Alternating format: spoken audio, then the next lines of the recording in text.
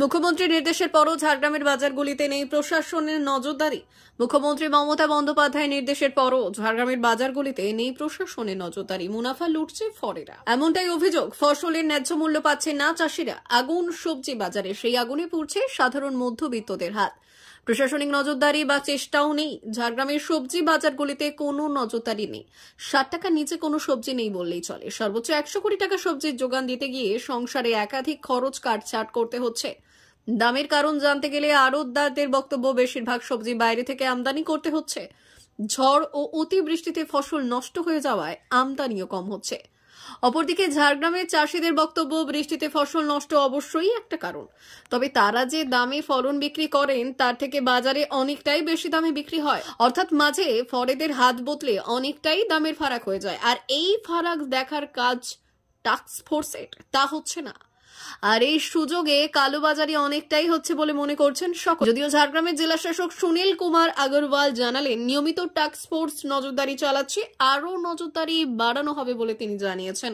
মাঝে একটা দুর্যোগ এসেছিল, ঘূর্ণিঝড় বৃষ্টি হলো, তো তার জন্য চাষের জমি অনেক ক্ষতি হয়েছে। ক্ষতি হওয়ার জন্য চাষিদের যে পরিমাণে ফসল উৎপন্ন হতো তার থেকে কম উৎপন্ন হচ্ছে, তার জন্য সবজির দাম বেড়ে গেছে। কিন্তু আমরা গ্রামে খোঁজ নিলাম, গ্রামে সবজির দাম যা তার থেকে এখানে প্রায় ডবলের কাছাকাছি বেশি। যে চাষের জমিতে হয়তো 20 কুইন্টাল বেগুন উঠতো, সেই চাষি এখন 7 কুইন্টাল 8 কুইন্টাল বেগুন নিয়ে আসছে। তার জন্য মানে আগের তুলনায় যে চাহিদা বেশি, মালের পরিমাণ কম, তার জন্য দামটা বেশি আর কি।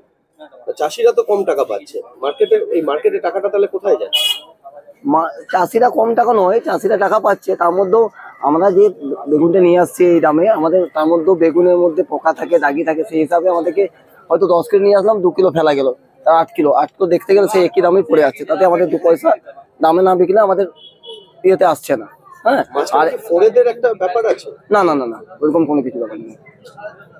আপনারা কি সরাসরি চাষিদের কাছ থেকে নেন? না, আমরা আড়তের কাছ থেকে নিই। মাঝখানে আবার একটা হাত বদল হয়। হ্যাঁ, আড়তে আসে মালটা, আড়তে কমিশনের ব্যবসা হয়, ওদের কাছ থেকে আমরা মালটা নিই। বাজার দেখাশোনার কোনো লোক প্রশাসন থেকে কেউ আসে? ট্যাক্স ফোর্সের লোকজন আসে মাঝে মাঝে, ওরা বিভিন্ন রকমের দাম দরা আড়তেও যাচ করে, আমাদের এখানেও যাচ করে। না, এই সামনেও বললো যে লাস্ট 3 মাস আগে এসেছিল। হ্যাঁ, তার এখনো আসেনি। 3 মাস আগেই এসেছিল। 3 মাস আগেই এসেছিল। তারপরে এখন আসে না। মাঝে মাঝে দেখি একটা ছেলে তো আসে, এখন ইদানিং দেখতে পাচ্ছি না তাকে। মানে বাজারে কেউ এই যে 2 নম্বরই করছে কি না এরকম? না না না, এরকম কোনো 2 নম্বরই হয়নি। আর দেখবে কি করে? এমনিও দেখার কোনো লোকজন নেই? না, এরকম করছে না। কি নাম বললেন আপনি? ঝন্টু দত্ত। এটা নিয়ে জেলা স্তরে কি ভাবছেন? জেলা স্তরে দেখুন, আমরা এটাকে নিয়ে টাস্ক ফোর্স বানিয়ে রেখেছি এবং প্রতি সপ্তাহে কিন্তু এরা যাচ্ছে মার্কেটে, বিভিন্ন মার্কেটে, মানে একই মার্কেটে যাচ্ছে না, বিভিন্ন মার্কেটে, এখানকার গোপীবল্লভপুর, সিলদা, বিভিন্ন জায়গায় যায়, রিপোর্টও দেয় আমাদেরকে। তো তাতে কিন্তু দেখেছি যে অনেকটাই কিন্তু কন্ট্রোলে আছে। কিছু কিছু জায়গা মাঝখানে আবার এটা দাঁড়িয়ে যায়, সেটা আরো আমরা নজরদারি আরো একটু বাড়িয়ে দিচ্ছি। দাম কমেছে, কমেনি তা না, কমেছে কিন্তু কিছুটা। আমি বাজার করি, দাম কমেছে, তো আরো আমি আনাদারি মেরে দিচ্ছি, আরো করে দিচ্ছি। 399 hotel and restaurant, Narayangarh bypass, পশ্চিম মেদিনীপুর। আমাদের এখানে সকাল, দুপুর ও রাত্রিকালীন আহারের সুব্যবস্থা রয়েছে।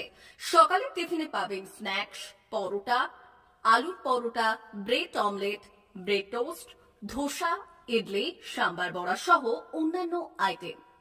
দুপুরের খাবারে পাবেন ভেজ ও নন ভেজ আইটেম, লাউ চিংড়ি, চিংড়ি মালাইকারি ও ইলিশের নানান পদ, ভাত, খাসি ও মুরগির মাংস। রাতের খাবারে থাকছে একাধিক ইন্ডিয়ান ও নন ইন্ডিয়ান সুস্বাদু ও সুস্বাস্থ্যকর খাবার। সুলভ মূল্যে ও পরিচ্ছন্ন খাবারের একটাই ঠিকানা, P99 hotel and restaurant, Narayangarh bypass, Narayangarh, পশ্চিম মেদিনীপুর। বিশেষ দ্রষ্টব্য, আমাদের এখানে সকল অনুষ্ঠানে খাবারের অর্ডার নেওয়া হয়।